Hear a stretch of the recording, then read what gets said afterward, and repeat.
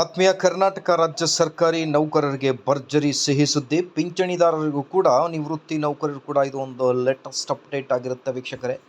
ಮಾಹಿತಿ ಬಹಳನೇ ಇಂಪಾರ್ಟೆಂಟ್ ಆಗಿರುತ್ತೆ. ಏನಿದೆ ಅಂತ ಡೀಟೇಲ್ ಆಗಿ ನೋಡ್ತಾ ಬರೋಣ. ವಿಡಿಯೋನ ಸ್ಕಿಪ್ ಮಾಡಲಾರ್ದೆ ಕಂಟಿನ್ಯೂ ಆಗಿ ವಾಚ್ ಮಾಡಿ.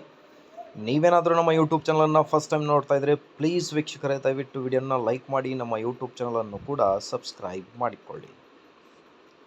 ಬೈಗ್ ನ್ಯೂಸ್: ಸರ್ಕಾರಿ ನೌಕರರಿಗೆ ಭರ್ಜರಿ ಸಿಹಿ ಸುದ್ದಿ. ವೇತನ ಪರಿಷ್ಕರಣೆ ಬಗ್ಗೆ ಮಹತ್ವದ ಅಪ್ಡೇಟ್ ಒಂದು ಲಭ್ಯವಾಗಿದೆ ವೀಕ್ಷಕರೇ. ನೌಕರರ ಬೇಡಿಕೆಗಳಿಗೆ ಸಕಾರಾತ್ಮಕ ಪ್ರತಿಕ್ರಿಯೆ. ವೇತನ ಪರಿಷ್ಕರಣೆ ಶೀಘ್ರ ಜಾರಿ, ಸರ್ಕಾರದ ಗಂಭೀರ ಚಿಂತನೆ. ಬನ್ನಿ, ಏನಿದೆ ಮಾಹಿತಿ ಅನ್ನೋದ್ರ ಬಗ್ಗೆ ಡೀಟೇಲ್ ಆಗಿ ನೋಡ್ತಾ ಬರೋಣ ವೀಕ್ಷಕರೇ. ಸ್ಕ್ರೀನ್ ಮೇಲೆ ಗಮನಿಸ್ತಿರ್ಬೋದು, ರಾಜ್ಯ ಸರ್ಕಾರಿ ನೌಕರರಿಗೆ ಗುಡ್ ನ್ಯೂಸ್. ಕೇಂದ್ರ ಮಾದರಿ ವೇತನ, ಹಳೆ ಪಿಂಚಣಿ ವ್ಯವಸ್ಥೆ ಮರುಜಾರಿ ಅನ್ನೋದ್ರ ಬಗ್ಗೆ ಮೇ 14 ರೀಸೆಂಟಾಗಿ 2 ದಿನಗಳ ಹಿಂದೆ ಬಂದಿರುವ ಒಂದು ಲೇಟೆಸ್ಟ್ ಅಪ್ಡೇಟ್. ರಾಜ್ಯ ಸರ್ಕಾರಿ ನೌಕರರು ಶೀಘ್ರದಲ್ಲಿಯೇ ಕೇಂದ್ರ ಸರ್ಕಾರದ ಮಾದರಿಯಲ್ಲಿ ವೇತನವನ್ನು ಪಡೆದುಕೊಳ್ಳಲಿದ್ದಾರೆ. ಈ ನಿಟ್ಟಿನಲ್ಲಿ ಅಗತ್ಯವಿರುವ ಎಲ್ಲ ಪ್ರಯತ್ನಗಳು ಸಾಗುತ್ತಿವೆ ಎಂದು ರಾಜ್ಯ ಸರ್ಕಾರಿ ನೌಕರರ ಸಂಘದ ರಾಜ್ಯಾಧ್ಯಕ್ಷರಾದ CS ಷಡಾಕ್ಷರಿ ಅವರು ಮಾಹಿತಿಯನ್ನು ನೀಡಿದ್ದಾರೆ. ನಗರದ ಕಂಠೀರವ ಕ್ರೀಡಾಂಗಣದಲ್ಲಿ ರಾಜ್ಯ ಸರ್ಕಾರಿ ನೌಕರರ ಸಂಘದ ವತಿಯಿಂದ ಆಯೋಜಿಸಲಾಗಿದ್ದ 2 ದಿನಗಳ ರಾಜ್ಯ ಮಟ್ಟದ ಕ್ರೀಡಾಕೂಟ ಮತ್ತು ಸಾಂಸ್ಕೃತಿಕ ಕಾರ್ಯಕ್ರಮದಲ್ಲಿ ಅವರು ಮಾತನಾಡಿದರು.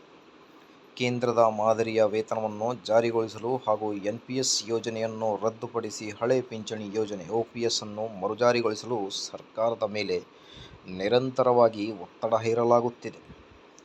ಈ ಹಿಂದೆ ಮಾನ್ಯ ಮುಖ್ಯಮಂತ್ರಿ ಸಿದ್ದರಾಮಯ್ಯನವರು ಸರ್ಕಾರಿ ನೌಕರರಿಗೆ ಯಾವುದೇ ಹೋರಾಟವಿಲ್ಲದೆ 6ನೇ ಮತ್ತು 7ನೇ ವೇತನ ಆಯೋಗಗಳನ್ನು ಜಾರಿಗೊಳಿಸಿದ್ದರು.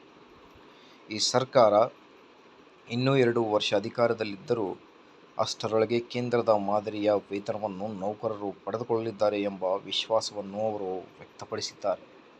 ಹಳೆ ಪಿಂಚಣಿ ಯೋಜನೆಗೆ ಸಂಬಂಧಿಸಿದಂತೆ ಮಾನ್ಯ ಮುಖ್ಯಮಂತ್ರಿಗಳ ಕಾರ್ಯದರ್ಶಿಗಳನ್ನು ಭೇಟಿ ಮಾಡಿ ಶೀಘ್ರವಾಗಿ ವರದಿ ತರಿಸಿಕೊಳ್ಳುವಂತೆ ಮನವಿ ಮಾಡಲಾಗಿದೆ.